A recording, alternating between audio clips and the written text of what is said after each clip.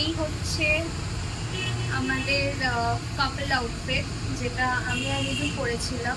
এরকম আরো কাপল আউটফিট তো তোমরা দেখেছো আমাকে আর আমার হাজবেন্ডকে ট্রেন করতে সবসময়।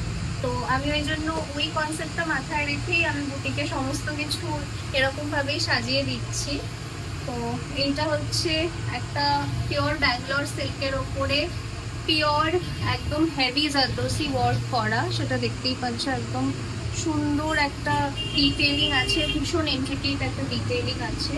তো এই জারদোসি কাজ করা এটা পাঞ্জাবিটা ডুয়াল টোনের ওপর আছে, কিন্তু এটা কিন্তু ল্যাভেন্ডারের ওপরেই আছে, কিন্তু ডুয়াল টোন ল্যাভেন্ডার।